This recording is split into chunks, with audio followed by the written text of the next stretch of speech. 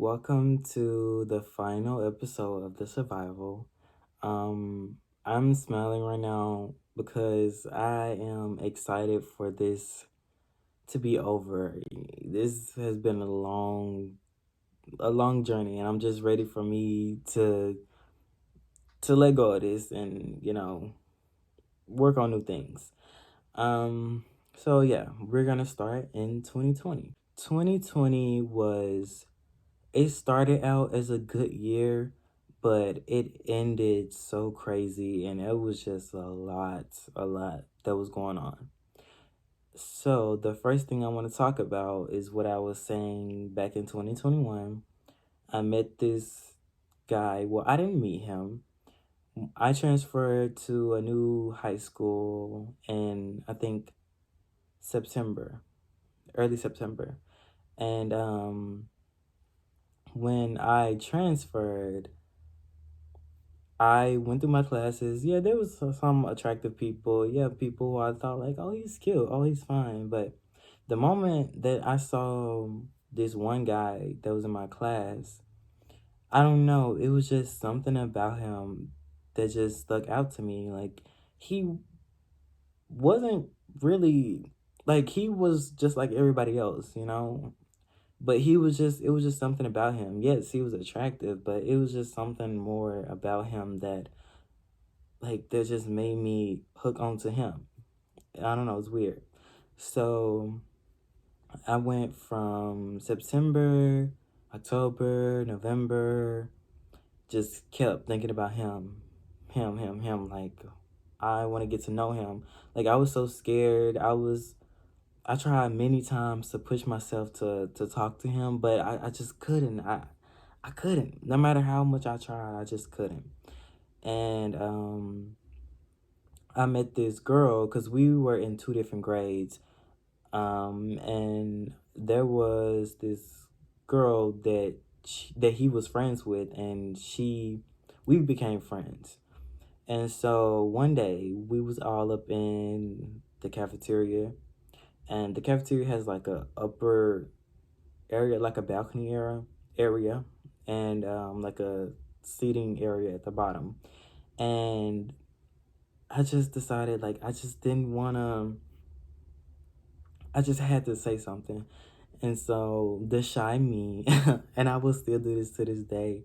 I wrote a note, and basically, if I have the picture, I will insert the picture. But in the note, I was saying how, oh, I thought that he was cute or something, and and I was like, tell me if you think I'm cute, and I was like, LOL, this is so embarrassing. I wrote that on a note. And I was so scared. I told her to give it to him, and I had like walked outside and I was texting her when she gave him the note, and she was telling me that he said that this is the most genuine thing that someone has ever given him. And he also said that I was cute, but no homo. So basically, he was saying like how he didn't go that way.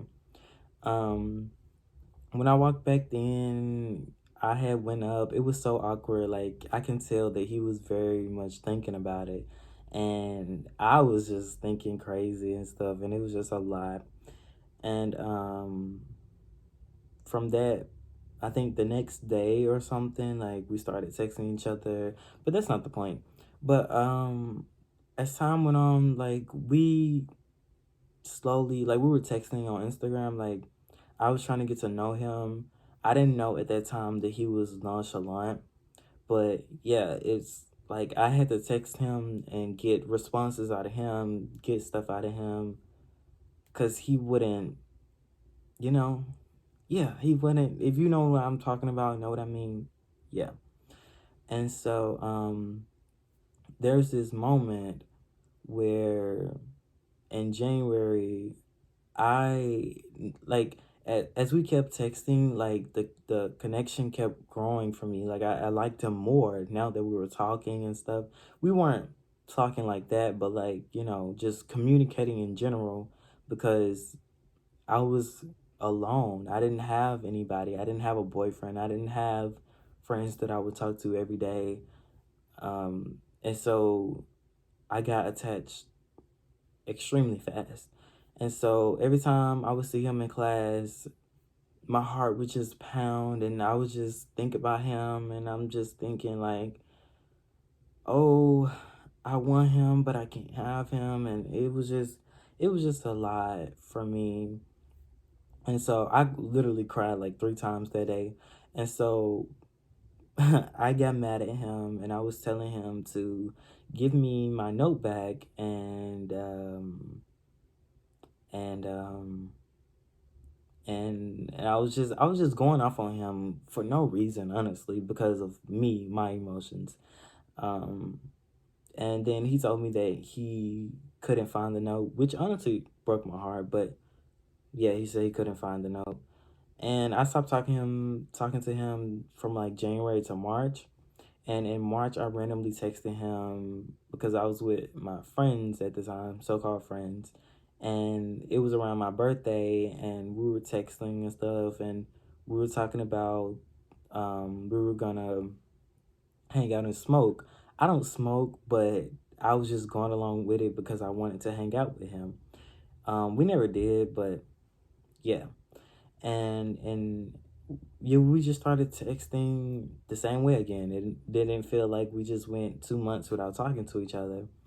And in April, yeah, April, we had I think it was the last 2 days of the seniors being in school. And so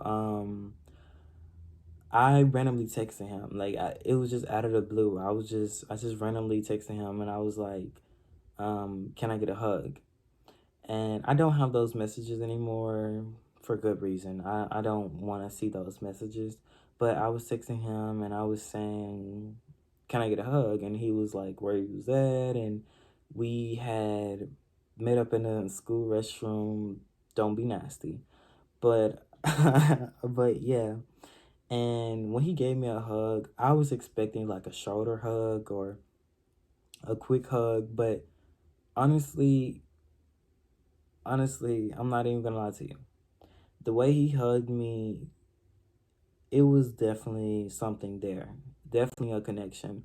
What I also forgot to mention is that he was telling me while we were like texting and stuff, like throughout the months, he was telling me how he was alone too and he didn't really have anybody, and he had like trust issues and stuff, and he was just going through stuff in his own life, and so I was trying to be there for him and stuff throughout all of this before the hug.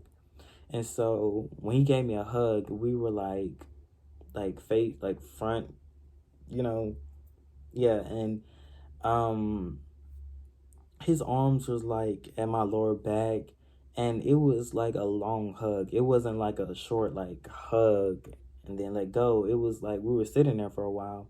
Like that was the longest hug I've ever done ever. And the hug was nice. It was a tight hug, and you know, I it honestly, if you're being honest, it's to this day that hug from him was honestly the best, one of the best, or the best thing that has ever happened in my high school years. I've never got a hug from a boy, you know, especially being a crush. I've never had a hug from a boy that was my crush. I've never been in this type of situation.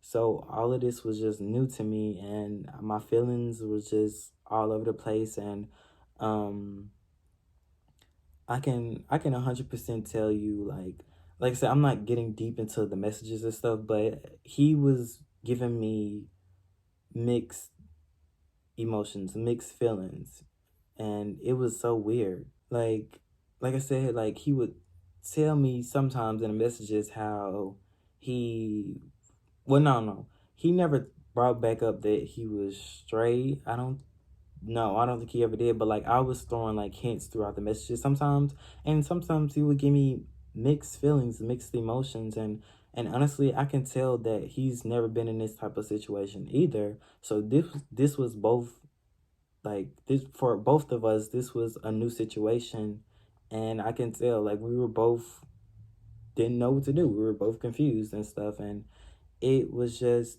a lot, you know. And yeah, it was a lot for me. And one time, well, I think after the hug, because I didn't go to school the last day for the seniors, and I was telling him how I was afraid to lose him, and I didn't want to lose him, and by the I'm gonna be out of school, and he's still gonna be in school, and I don't want him to forget about me and stuff. And he gave me great advice. He told me that if I spend time, if waste my time waiting for someone, it's a waste to my life. And it's true. It would have been a waste if I still would have been waiting, still would have been trying to push and push and push. And yeah, it was just a lot. Um, so this is kind of weird because the story jumps. Yeah. So, okay, we're gonna pause on that part about the guy. Um, in July, no, in July of 2022, I went to Nashville with my friends, so-called friends again, and it was I didn't enjoy that trip. It was like I think 3 or 4 day trip. Yeah, and honestly, I didn't enjoy my time there at all. And that was the first time I ever didn't enjoy my time there. But I think I got COVID from that trip because definitely when I came back, I had COVID for the first time. And yeah, COVID was hard. COVID was a lot. COVID was stressful.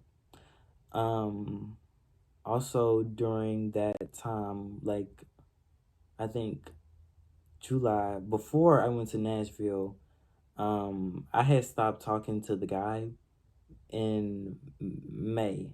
No, April. I would say April. And then randomly texted him in June, and I was telling, and I know the story is kind of jumping, but just bear with me.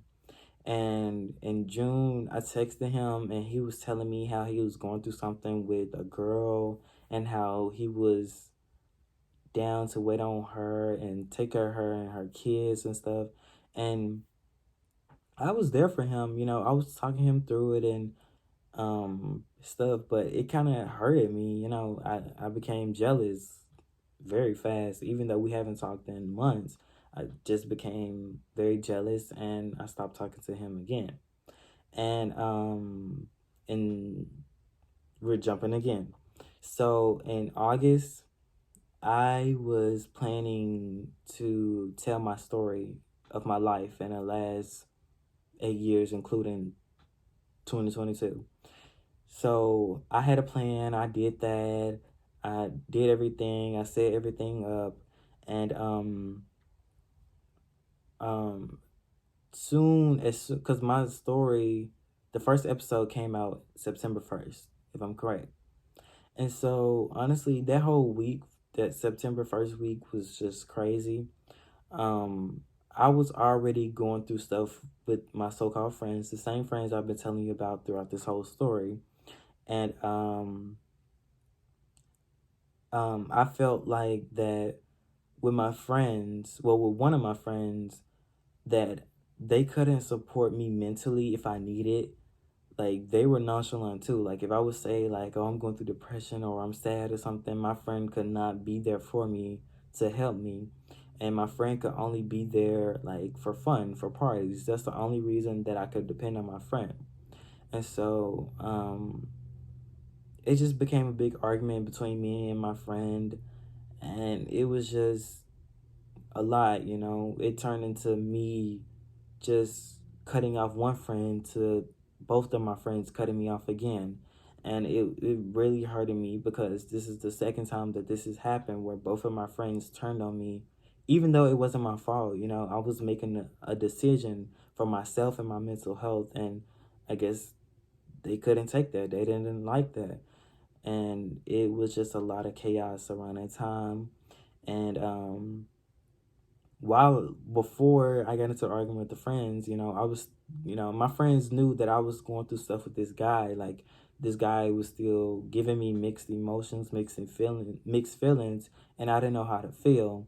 And so after me and my friends like stopped talking, I had asked the guy. No, actually, I didn't ask, but I told him. I was telling him again, like, oh, I like you and I care about you and I want to see you succeed and stuff. And he does what he normally does. Sometimes he left me on scene, sometimes, and this is one of the times where he did. And I was just going through a lot. I just lost my friends, and now the guy that I like is just being nonchalant. It's not, you know, giving me a direct answer, you know? And yeah, I was crying to my best friend at that time, and I will insert those voice clips and stuff. But yeah, I was crying to her on a no, I was sending her voice clips, but I was crying. I was just telling her how I was just tired. I just didn't want to go through that stuff anymore. I just wanted to be done. And yeah, I was just going through a lot, and it really was painful. It really affected me so much, that I even went to the hospital, I think in November, because I was having chest pains, and turns out it was my anxiety and stress that was giving me chest pains. And it was a lot. Like, the fact that I had to go to the hospital because of these situations that just affected me so much is just crazy to me. And I have never had that happen to me. And so to have that happen, it was really life changing. I felt so bad. I felt so terrible. I feel like I went into a deep depression from September to December, a deep depression. And also around that time in October, my friends weren't really supporting me around that time. My friends, I get it. My friends have their own lives. My friends is gonna do what they need to do. Some of my friends have college, some don't. Some has a job, you know. And I'm not expecting to communicate with my friends every day, but every other day or something, yeah. There should be no reason why. And I'm not speaking about the friends that I cut off. I'm speaking about my other friends that I had that was in my life, the positive friends. It's like, how are we friends, but you don't know what's going on in my life, and I don't know what's going on in your life, and just a lot of stuff, like and what I explained to my friends, it wasn't a long text message, was that liking my post on Instagram is not supporting me. You're supporting that person online, you're supporting that person on that app. you know that's not supporting me. Supporting me is talking outside of social media, talking about what's going on in your life, talking about what's going on in my life, hang out sometimes. I just felt like all my friends was just being distracted by work and college and all it is, that I didn't have any time for anything. And especially me being lonely, me going through depression, stress, my friends weren't there for me. I had one friend that was there for me.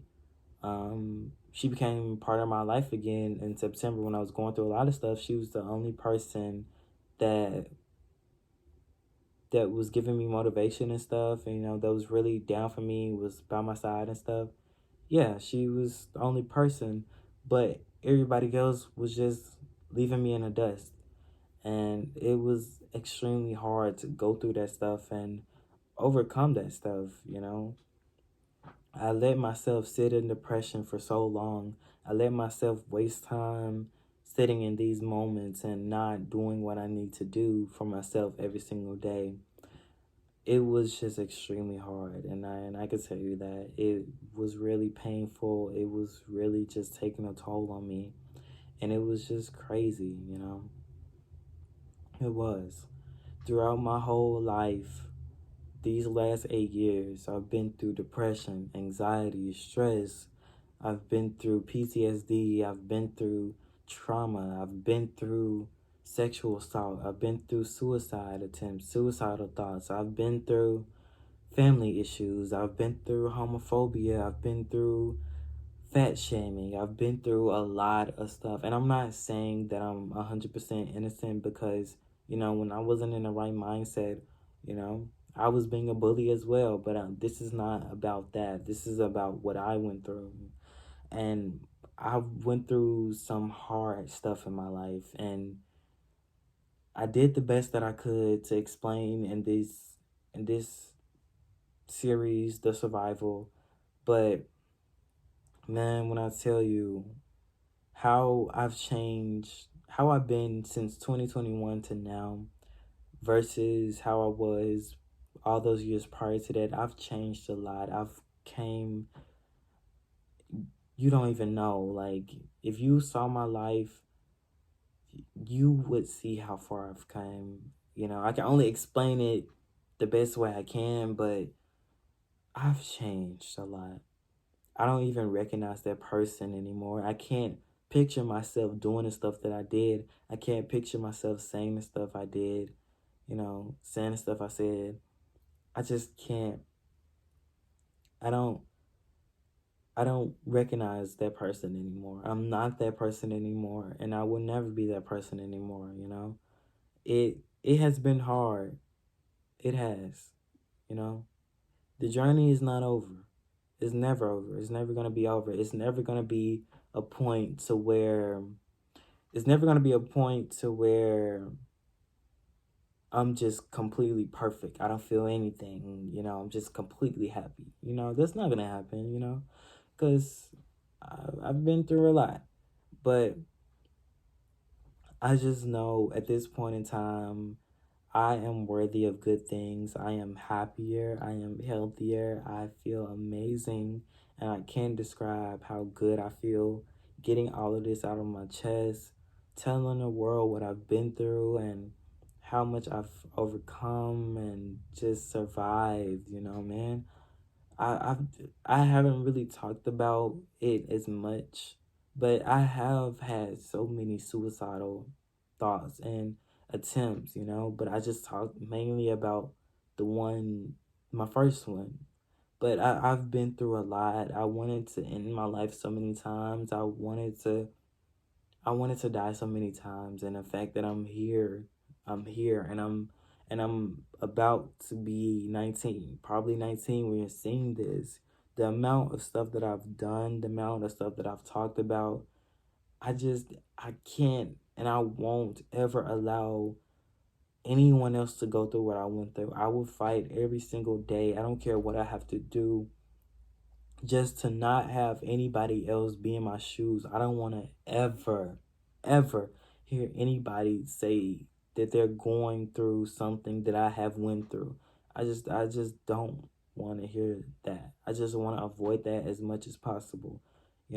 Talking about mental health is important. Talking about important things is important.